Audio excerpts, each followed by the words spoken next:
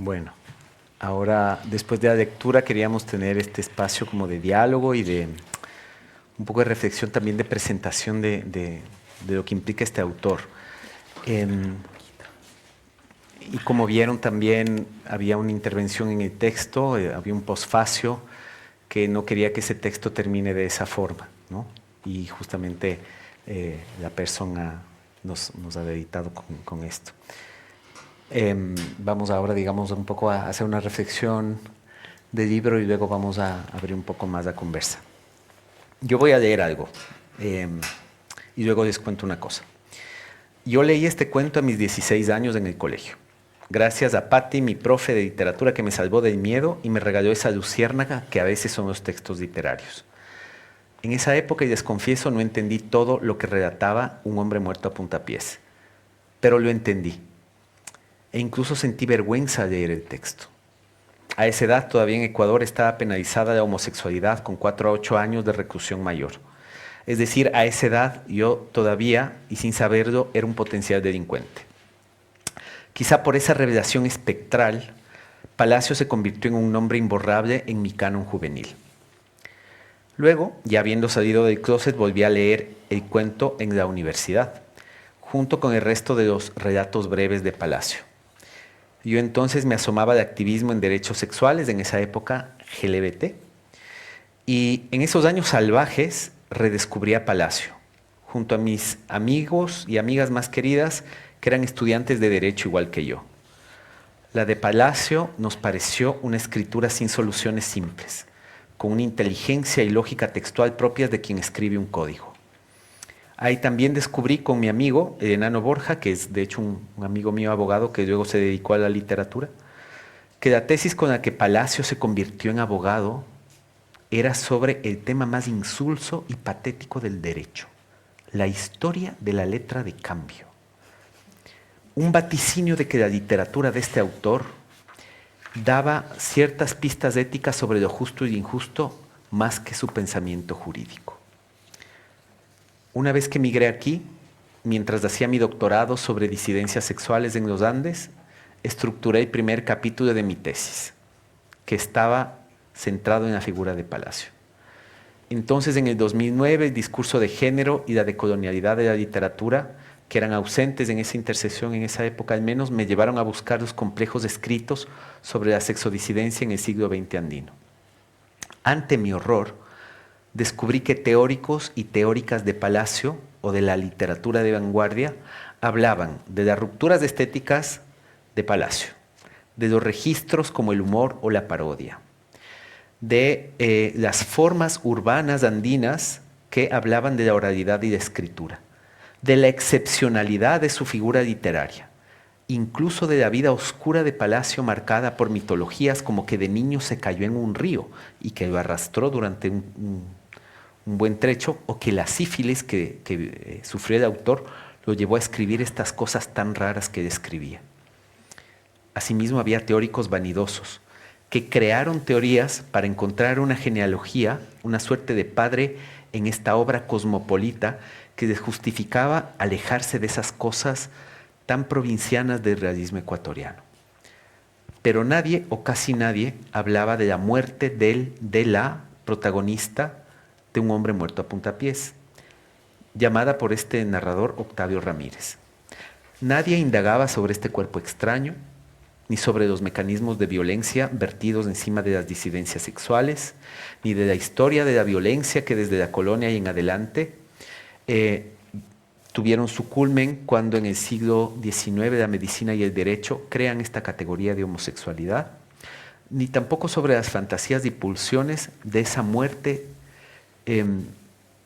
viciosa que ocurre en el texto. Una crítica literaria a la que yo me encontré entonces, que como en el cuento dejaba las sexualidades otras en un cómplice y mórbido silencio. De hecho, al menos este absurdo narrador del cuento busca una absurda verdad que no esconde absurdas raíces, en este caso de absurda homofobia. Pero hoy, 100 años después, la historia de la literatura se escribe desde otras matrices y desde múltiples lugares. Este diálogo y esta lectura dramatizada que hemos tenido ahora pone a la mirada disidente, esa que en algún momento fue excéntrica, en el centro. Es decir, que hoy, a un centenario de la muerte de Octavio Ramírez, el protagonista del cuento que nos convoca a aquello que hoy denominamos disidencias sexuales, nos obliga a decir algo también. Tenemos a Mafe, que es escritora. Yo siempre que la presento mal, pero bueno, ella es profe de antropología y artes en BAU, es una persona sexodisidente. Bernardita Maldonado, ella es poeta y teórica lojana. Loja es la provincia última del Ecuador, que es la que colinda con Perú. Y Palacio también era lojano. Y está personaje Amaru, es que claro, Amaru, personaje Peña. Es que yo he visto su mutar de nombre también y a veces me cuesta, pero ya sabe que le quiero mucho. Que es pedagoga, performer y actriz travesti. Y yo quería, dicho esto,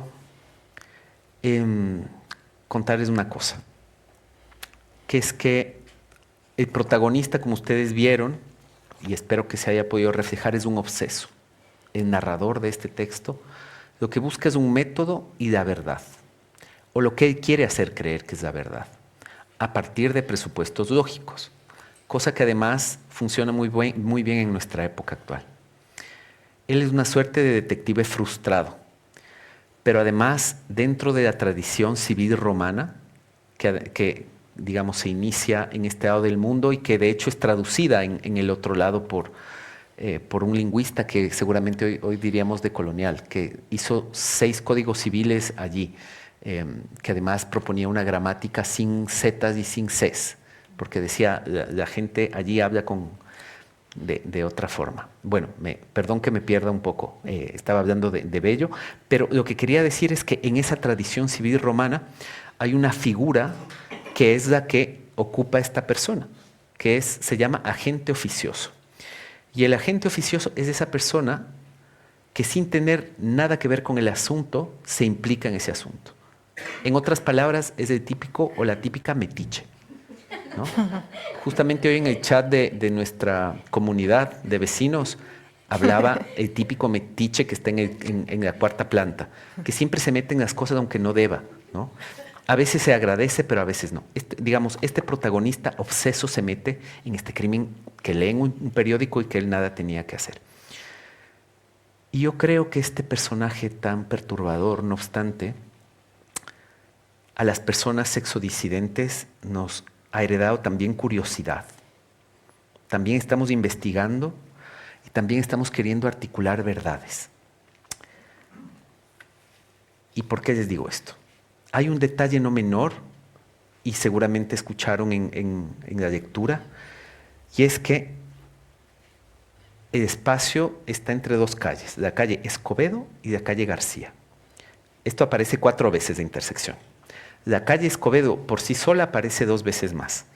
Y la calle García también aparece sola una vez más.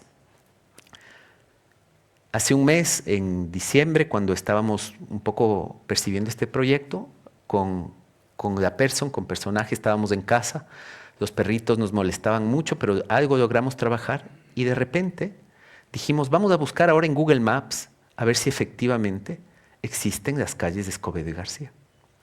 Y encontramos en la ciudad de Quito, que es una ciudad grande, que había 2 calles muy cerca. Pero claro, el Google Maps no nos permitía ir. De hecho, fuimos con la versión foto. Dijimos, quizá puede haber. Había un pequeño pasaje que desjuntaba las 2 calles. Entonces, yo fui en enero, acabo de volver de Ecuador, y fui con mi mamá al barrio de Luluncoto, que es donde están estas 2 calles que encontramos en el Google Maps. Este barrio además es la frontera entre el centro y el sur de la ciudad. Y yo empecé a registrar, me bajé, mi mamá se fue a un mirador y de repente empezaron a aparecer 2 vecinos. Entonces apareció una pareja, un hombre y una mujer. Y que me dicen, pero usted, a pesar de que Ecuador ahora es un país muy violento, vinieron con mucha tranquilidad. Y me dijeron con curiosidad, ¿qué está haciendo? Yo les digo, estoy buscando esta calle, esta bifurcación de las calles porque están en un cuento. El hombre del matrimonio se emocionó mucho y dice, ¿quién es el autor? Le digo, Pablo Palacio. Así lo he leído. Se emociona mucho la persona. Em, y de hecho le digo, pero estas calles no se cruzan. Dice, es que es por estas dos casas. Y efectivamente, hay dos casas que son las que impiden que se crucen. Y el hombre dice, es que estos dos son un par de pijos que construyeron unas casas grandes y claro, arruinaron el cuento. Entonces, bueno, me quedé así. Y la mujer, que me pareció magnífica, la mujer le mira con sospecha al hombre y dice, y dice, me pregunta, ¿cuándo se escribió el cuento? Le digo, hace un siglo, en 1926. Me dice, entonces nada que ver. Este barrio de Luluncoto se fundó en los años 60. Esto antes era un potrero. Pero claro, como algo de ese empecinamiento se me quedó del personaje, dije, no, hay que seguir. Entonces fui a recorrer, seguía registrando, seguían apareciendo vecinos, otros un poco más desconfiados, y voy caminando hacia arriba, encima de la calle García, y encuentro una comisaría de policía. Digo, ¡ah! La comisaría. Y mientras iba bajando, estaba con el pelo mucho más rubio. Ahora se me está yendo, estoy con raíces negras. Y desde un carro, desde un automóvil, desde un coche me gritan, ¡rubia! Y alcanzo a ver un segundo quien me grita, que era un hombre que iba conduciendo. Y durante un segundo nuestras miradas se encuentran y percibo esa homofobia. Ese no era un rubia casual. Llego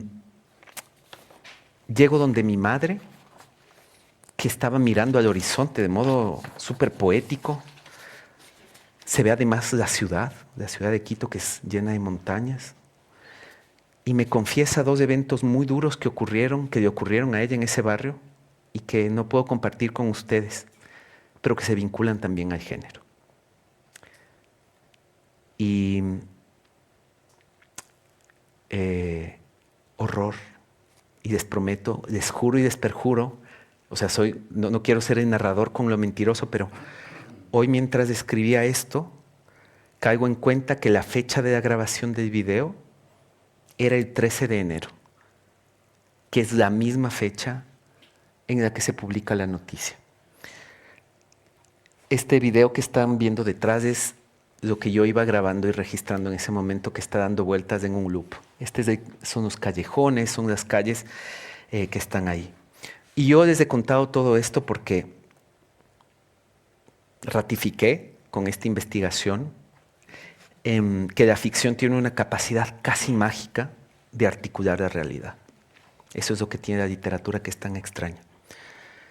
Y de alguna forma estaba condensado en el texto de Palacio el odio del Estado, la banalidad del mal de los funcionarios, la rabia social a la diferencia, el deseo reprimido y su violencia, las pequeñas y grandes transgresiones, el castigo, la relatividad de la justicia, e incluso el humor negro que requiere la vida para seguir adelante cuando la vida no es fácil. ¿Por qué estamos hablando de un hombre muerto a puntapiés? Y yo creo que es por esto que les estoy diciendo. Es por esa capacidad de emanar realidad. Es porque es un clásico. Porque sigue siendo relevante. Porque siguiendo a Sorín, un texto clásico es un texto eternamente joven. De hecho, es un texto que ha recorrido, como les dije, muchos espacios que me ha recorrido en mi vida. Y cuando puse de actividad me escribieron 4 personas, la última hoy, un académico costarricense, Ronald Campos, que me decía, te mando este texto de Palacio que escribí hace unos años. Es un texto que ha recorrido también estos lugares. Mis estudiantes, de hecho, he visto que están aquí un par, también lo hemos leído en clase, lo seguimos leyendo. Y creo que todo esto en realidad tiene que ver con una cuestión, y con esto ya termino, que es el canon. Finalmente estamos aquí en un tema, en un debate sobre canon. Porque el canon literario, tiene 3 funciones. La primera función es la de leer y escribir bien. Pero no, ojo, leer y escribir bien es tramposo y eso lo comento yo con mis estudiantes. Porque tú puedes escribir un libro que no está muy bien escrito. De hecho, la literatura transgrede muchas de las normas lingüísticas. Pero ese escribir y ese leer bien te enseñan un buen gusto. ¿Mm? Es una característica del canon. La segunda es que es un conjunto de textos que valen la pena ser leídos. Y digamos, yo creo que este texto cumple con esas dos cuestiones. Pero digamos, aquí viene la tercera razón del canon, que esa es la más problemática. Y que creo que es la razón por la cual estamos aquí. Al menos quienes hicimos la lectura y un poco quienes estamos dialogando. Y es que la tercera función que tiene el canon es enseñarnos a ser personas en sociedad. La literatura es un modelo. La literatura tiene un lugar ejemplar en la cultura por eso.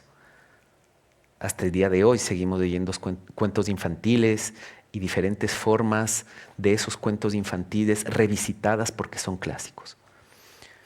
Nos enseñan a ser seres humanos. Y el problema con este texto radica en esta tercera cuestión, porque es un texto que ha enseñado durante generaciones y generaciones formas naturalizadas de violencia, a mirar sin empatía el dolor ajeno, porque de hecho ese dolor está percibido como adscrito a entes que no son del todo humanos. Y creo que efectivamente lo que hay que hacer es disputar el canon, más aún en una época como esta, en la que vivimos, con el auge de los fascismos, los conservadurismos. Creo que traer a Palacio, creo que darle vida otra vez, es disputar ese canon, es disputar esa forma de enseñanza. Y creo que vale la pena.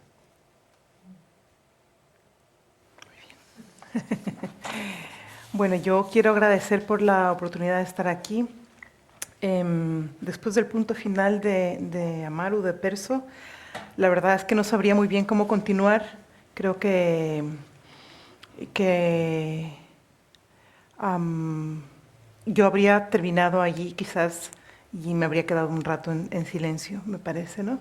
Creo que ya era como un gesto que creo que contenía todo lo que la radicalidad, si se puede hablar de Palacios o no, y más, ¿no? El gesto. Pero bueno, voy a hacer aún así el esfuerzo.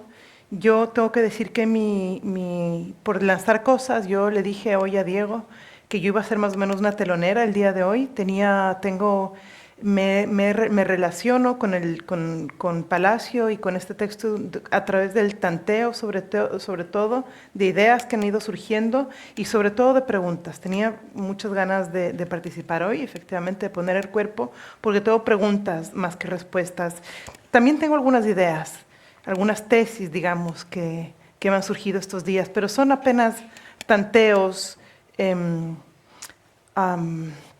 tartamudeos, si se quiere incluso, ¿no? Analíticos, además, que tiene que ver quizás con esta pregunta que formula Diego, que relacionada a la idea de por qué leer hoy a Pablo Palacio, qué hacemos aquí, ¿no? ¿Qué sentido tiene poner nuestros cuerpos en la Casa América en Cataluña, en el Reino de Cataluña?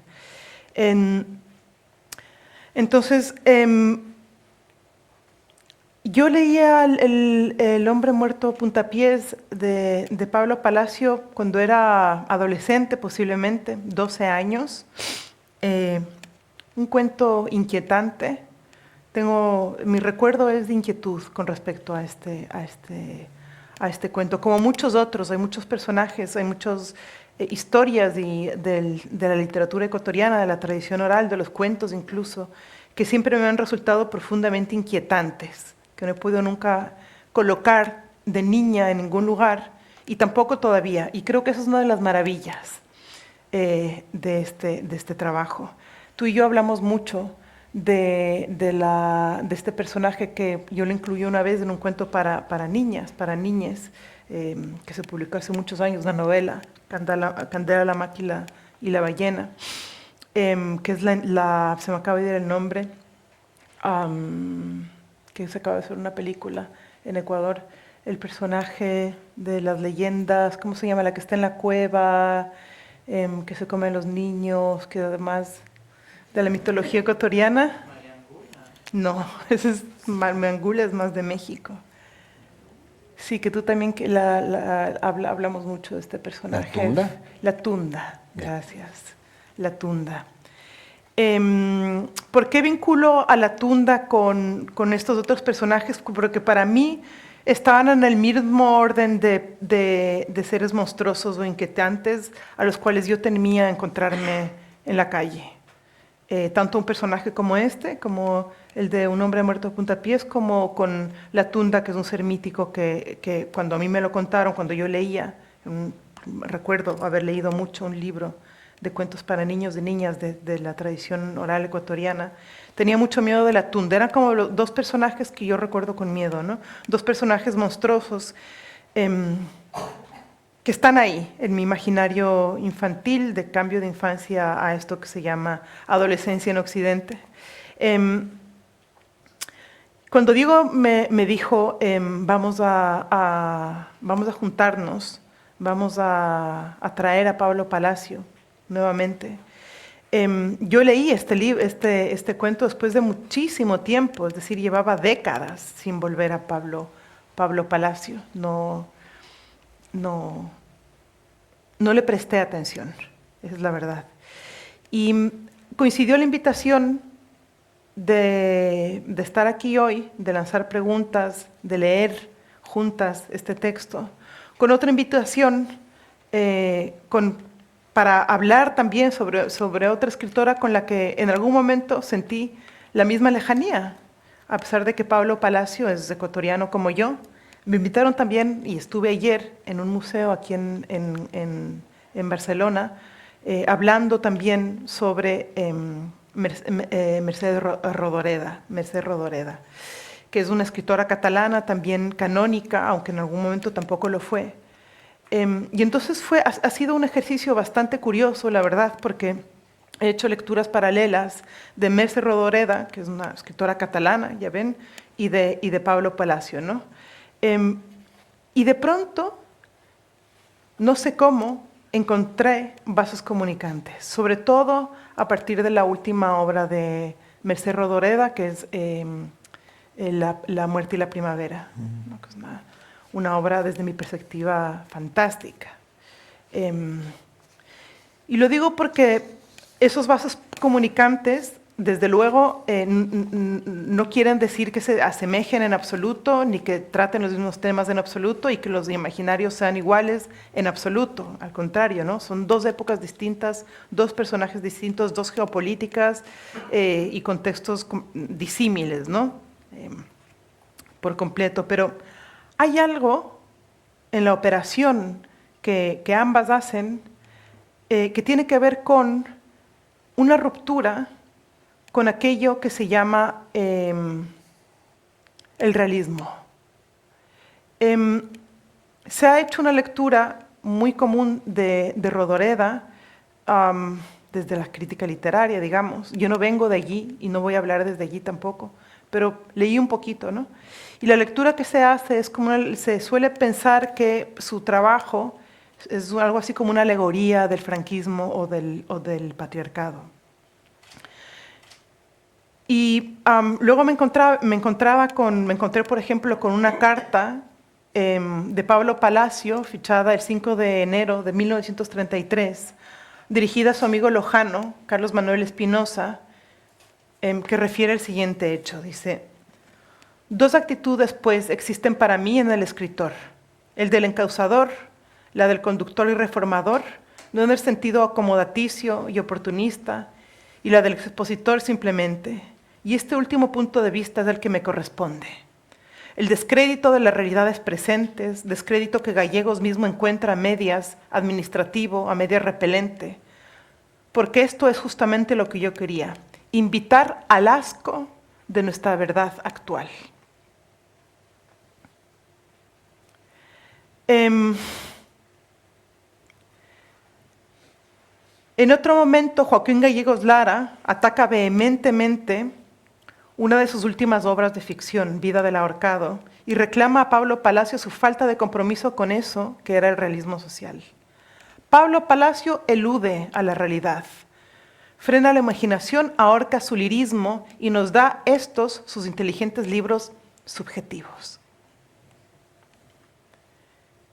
A lo que Palacio dice, sucede que se tomaron las realidades grandes, voluminosas, y se cayeron las pequeñas realidades por inútiles, pero las realidades pequeñas son las que acumulándose constituyen una vida, las otras son únicamente suposiciones. Esto de alguna manera pienso que es una respuesta a la crítica vehemente que se hizo en su momento a su obra, porque se le reclamaba, entre otras cosas, que no estaba publicando lo que tenía que publicar un escritor de su tiempo, y más aún un escritor perteneciente a los movimientos de izquierda. Pablo Palacio, entiendo que era un activo militante del Partido Socialista. Quiero decir que encuentro una similitud en el sentido de que en ambos casos se trata de textos que no pretenden reflejar una realidad exterior del todo. Son textos que tienen sus propias reglas, sus propias lógicas, que dentro de esas ficciones rompen con lo que se esperaba, digamos. Desde mi perspectiva, por ejemplo, si vamos a Rodoreda, su radicalidad desborda su temporalidad, su tiempo, digamos, su relación con su propio tiempo, lo cual no quiere decir, por supuesto, que ni tanto Palacio como Rodoreda estén profundamente marcados por los contextos, ¿no? Es decir, durante Palacio vivió, entre otras cosas, la gran masacre de Guayaquil, ¿no? Es decir, estamos pasando por un periodo profundamente violento en el Ecuador. Y Rodoreda de la misma manera, no es una sobreviviente de una guerra, es una exiliada política. Pero hay algo en ambos textos que quiero decir que comunican, porque hay algo que desborda la necesidad de calcar e incluso de explicar una época, una realidad. Porque ambos textos tienen su propia lógica. En el caso de Rodoreda, una ontología. En el de Palacio, no lo sé, no sé si una ontología, pero sí sé, o por lo menos intuyo, que sí juega con sus propias reglas que rompen de alguna manera con las reglas de la escritura en ese tiempo. Por lo tanto, sí hay algo de quizás no ontológico porque no crea mundos, pero sí hay unas reglas propias a través de la escritura que genera Palacio. ¿Hace esto de Palacio queer? No lo sé. De hecho, se podría decir que hay una estructura homófoba en este cuento, ¿no? Hay mucha ambigüedad. Incluir personajes sexodisidentes no quiere decir en absoluto que no haya una estructura homófoba o transfoba en aquello que hacemos, ¿no? Pero además, un hombre muerto a puntapiés se construye desde una voz masculina, letrada, urbana, que observa un cuerpo violentado, como dice Diego, y lo convierte en objeto de discurso. Aquí sí hay un gesto masculino que creo que sí me permite alejarme de la pregunta con la que yo empecé a leer a Palacio, decir, uy, vamos a romper el canon, este es el padre queer de la literatura ecuatoriana. No, quizás no, o por lo menos voy a poner entre preguntas, posiblemente no. Digamos, entre signos de interrogación, perdonen. En el texto, el crimen importa menos que la interpretación del crimen. Quizás desde un feminismo anticolonial, la pregunta, es decir, contemporánea, la pregunta no es qué pasó, sino quién mira, quién habla, quién define qué es lo normal y sobre todo quién define quién merece morir. El feminismo anticolonial insiste que la modernidad colonial produce jerarquías de cuerpos legibles y ilegibles, cuerpos humanos y desechables, cuerpos normativos, cuerpos desviados. En el cuento, el muerto es rápidamente despojado de humanidad. No tiene voz, no tiene historia propia, existe solo como objeto de sospecha masculina. El narrador sugiere que la víctima merecía la violencia por ser vicioso, anormal. Esa lógica, creo yo, podría hacernos pensar otra vez en signos de interrogación en una colonialidad. ¿El cuerpo que se sale de la norma sexual, moral, social, es castigable? Desde la anticolonialidad, la violencia no es un accidente, es un mecanismo de ordenamiento social. Aunque no haya personajes femeninos en este cuento, el cuento está atravesado por un episteme patriarcal. El narrador se posiciona como un intérprete autorizado, usa una racionalidad pretendidamente científica, fría, casi forense. Elimina la empatía y la afectividad que han sido atribuidas históricamente a lo femenino. Desde una lectura feminista se podría decir que la violencia no está solo en el crimen, sino también en estas miradas masculinas que clasifican, explican y justifican. ¿Se podría decir que el saber del narrador se parece al saber colonial? Porque hay alguien que observa desde arriba, porque hay alguien que nombra, porque hay alguien que fija identidades, porque hay alguien que clausura otras posibles lecturas. Rita Segato habla de la violencia con un mensaje disciplinador. En el cuento, el cuerpo es golpeado y al ser golpeado funciona como advertencia. La muerte enseña qué no se debe ser. Aunque la víctima sea en principio un hombre, el mecanismo es el mismo que históricamente se aplica sobre mujeres, disidencias sexuales, sujetos racializados. El feminismo anticolonial podría leer aquí una violencia estructural, no individual, el linchamiento simbólico que precede al físico.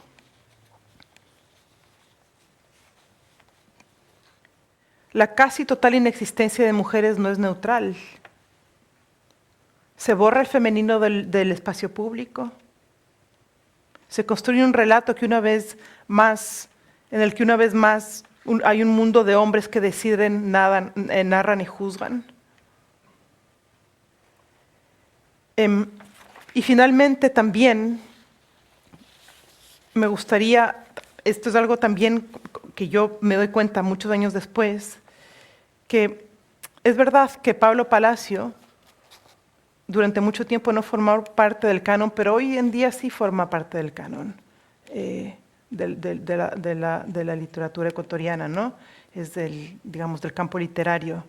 Él formaba parte de lo que es la vanguardia literaria masculina, que operaba a través de revistas, círculos intelectuales, etc. Se podría decir que mientras Palacio rompía con las formas, las mujeres escritoras de aquella época rompían con el acceso literario mismo. Las mujeres literatas ecuatorianas de aquella época estaban condenadas al silencio, a la exclusión, a la domesticación. Estoy hablando de mujeres como Zoila Ugarte, Aurora Estrada, Rosa Borja. Y ya ni mencionar todos aquellos autores indígenas y afroecuatorianos que están y han estado completamente fuera del canon también. Adalberto Ortiz publicó en 1943 una novela que se llama Juyungo, que llegó a mis manos por suerte, me la pasaron, que estoy leyendo ahora mismo también. ¿Qué pasó con la literatura de Aurora Estrada Ayala? Esta mujer que afirmó el deseo y habló de esto que ella llamaba la interioridad femenina. ¿Hay algo de disruptivo allí? Este es uno de los abordajes que yo quería lanzar, son nuevamente preguntas, porque evidentemente ahora escuchando tengo dudas, pero bueno, son como algunas de las cosas que me gustaría compartir, que me surgieron y sobre las cuales evidentemente ahora tengo dudas, porque yo había leído como que el personaje muerto a puntapiés era un hombre y posiblemente no lo es. Con lo cual esto cambiaría radicalmente la lectura que estoy haciendo. Y también me gustaría mucho decir, que lo hablamos con Diego, que quizás sería interesante abrir una conversación, porque ustedes han estado aquí, han visto la perfo, o la lectura, perdón, han escuchado, han visto también lo que nos trajo Perso. Están Bernardita Maldonado y Perso también, que hemos dicho que nos gustaría mucho escuchar, ¿no? Por todo lo que también creo, las lecturas que tienen y el diálogo, que creo que se enriquecería mucho con lo que nos pueden decir. Entonces, bueno, en principio quería lanzar esto, aunque ahora tengo muchas dudas sobre lo que había dicho, pero para eso son estos espacios, ¿no? Para entrar en duda. Yo entro bastante frecuente muy en duda sobre lo que pienso, pero está bien así, sí.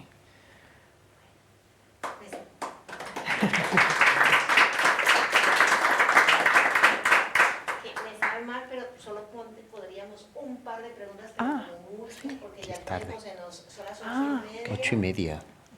Bien. 9:30. Bien, perfecto. Entonces, bueno, daremos turno como para un par de preguntas, así como muy breves, y ya tendríamos que ser así. Bueno, primero para felicitarlos a todos por hacer este homenaje a Pablo Palacio y con un tema que es de actualidad, obvio, ¿no? Disculpe, aquí para que todos lo escuchen. Que me parece que es obvio que lo que se plantea en este cuento tiene actualidad. Y dos preguntas. Una, que no solo es el tema de la naturaleza o de la condición humana, de la capacidad de odiar al otro y de crear enemigos de diversa manera a través de la sexualidad, a través del color de la piel, a través de género, etcétera, que es más actual que nunca. Y en este caso es también la figura. Yo cuando escuché la palabra extranjero, me vino a la mente el migrante. O sea, es un tipo, es un extranjero como el de Camino, ¿verdad? Que está allí solo y ya por esa sola condición ya corre peligro, ¿no? Aparte del otro elemento.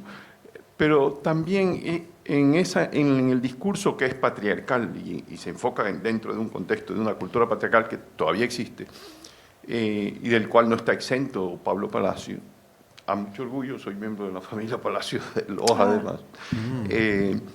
Pero veo que en la narrativa de él hay una justificación, que es siempre presente cuando odias. El ser humano necesita justificar su odio. Y en este caso, la justificación está en la supuesta amenaza al adolescente y de la figura del padre. Eso quería resaltarlo simplemente, y no sé si ustedes pueden elaborar sobre eso. Gracias. Yo invitaría aquí a Bernardita, que fue quien trajo la tesis de la extranjería. Bernardita, quizás tú. Claro. Habla y creo que te buenas tardes, gracias a todos. Un placer encontrar otro lojano por aquí. Sí. Bueno, primero que yo creo que sí, que este tema de la extranjería parte en el mismo Ecuador, porque tenemos el regionalismo. O sea, de hecho, la literatura ecuatoriana empieza, desde mi criterio, con la novela A la costa, que habla de la rivalidad costa-sierra, con Cumandá, que aparece toda la selva como un espacio mítico. Entonces, siempre es la extranjería en países como el nuestro, separado por los Andes, también es regionalismo y muy, muy exacerbado. Eso en cuanto a lo que representa la violencia que ha estado implícita en nuestras diferencias de región a región.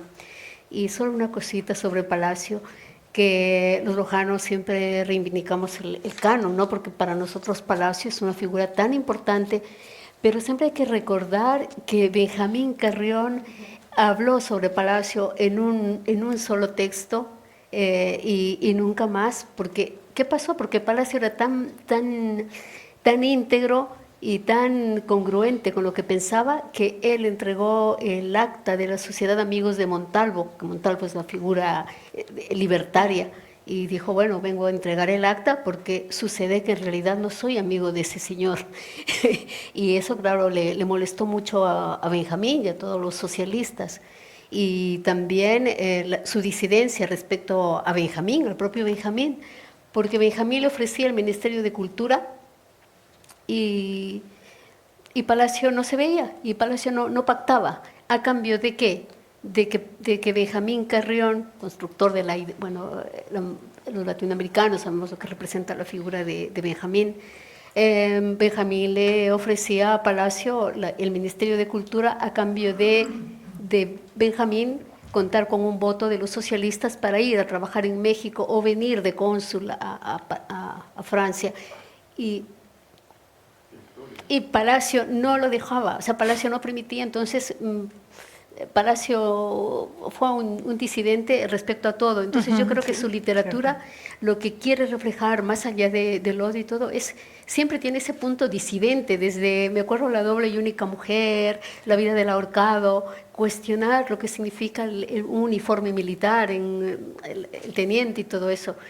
Yo creo que, ya así resumiendo, que Palacio necesita varias lecturas y la crítica, enfocar lo que hace la dramaturgia o la literatura. La crítica debe buscar nuevos caminos. Las metodologías críticas todavía están para reinventarse, para actualizarse. Eso nada más, y agradecer.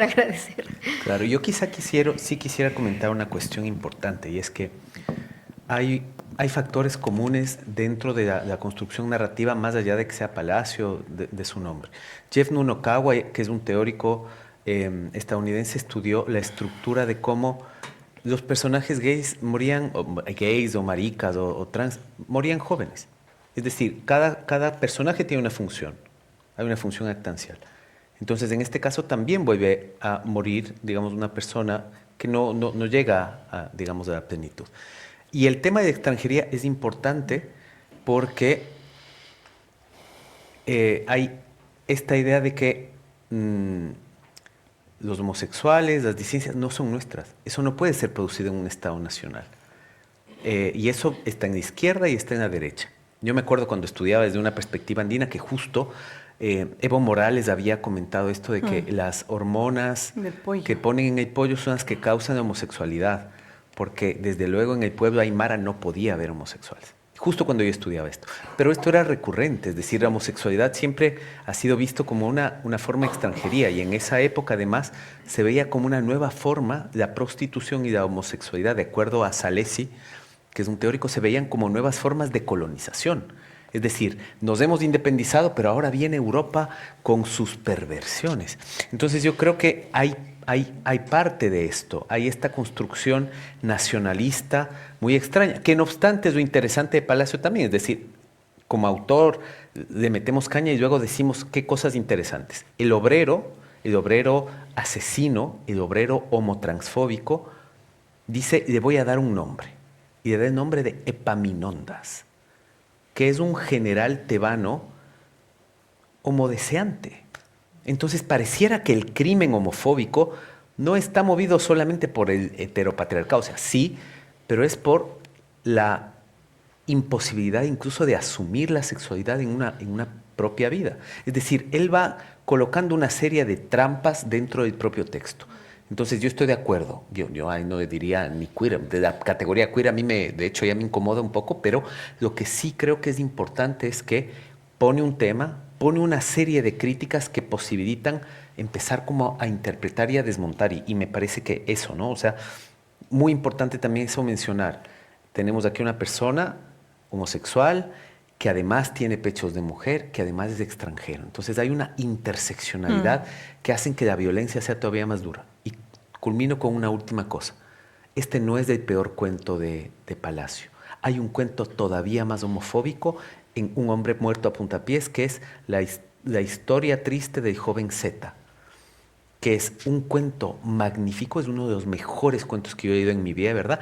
Porque está escrito como un manual médico. Y es de historia del joven Z que se va enfermando de las enfermedades que él estudia porque es un estudiante de medicina. Entonces él se muere justamente de nuevo por ser travesti, por ser homosexual, y estudia esas enfermedades y decae en su propio cuerpo. Es decir, hay también un proyecto, cuando vemos más ampliamente, respecto a cómo abordar esa diferencia. No obstante, lo interesante es que es alguien que al menos posiciona esto. Mientras estábamos hablando de obreros, de personas afro, de repente alguien dice, bueno, vamos a hablar de otras estructuras, de otras corporalidades, aparecen siamesas, aparecen neuróticas, es decir, por eso me parece interesante, más allá de decir y rescatar como autor, como tú decías, los autores mueren, viven, pero son sus textos los que releemos. Y en sus textos también damos nuevas formas, y creo que, por ejemplo, lo que hizo la persona ahora es de eso. Frente a este texto también hay forma incluso de volver a crear sobre ese texto, y digamos, por ahí vendría como la importancia de seguir pensando. Sí, con respecto a lo que decías, yo creo que la maravilla de este texto y lo duro de este texto es que reproduce discursos radicalmente violentos, los exagera y nos lo muestra desnudos, ¿no? Es decir, hay cosas que ponen en evidencia. Y yo creo que ahí está una de las potencias del cuento, ¿no? Porque, y tiene que ver con lo que decías, pero yo creo que Palacio en este cuento no te dice qué pensar. Lo que nos obliga es a evitar una mirada incómoda y a reconocer una crueldad, pero no nos dice qué pensar, desde mi perspectiva, en este cuento. Bueno, pues les agradecemos. Ay, yo solo quiero expresar una alegría. Me alegra infinitamente la increíble creatividad y la manera como de mariconear y travestir las migajas que nos deja el patriarcado. Que en este caso me parece muy bien porque de una forma es como, para hacer nuestros archivos, hemos tenido como que volver a las literaturas grises y de alguna forma eso para mí, este cuento es parte como de esa tradición de la literatura. Sí. Y entonces como la Perso en su volver y el Diego como en sus devaneos de crucing por esas calles de Lulupoto, pues vuelven ahí a activar esa imaginación, ¿no? de esas historias silenciadas, así sea con esas migajas.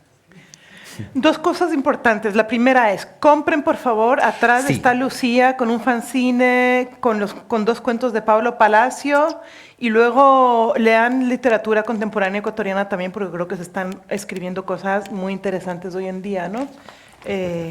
Eso. Y gracias por esa intervención. Gracias, sí. Y a ustedes por venir.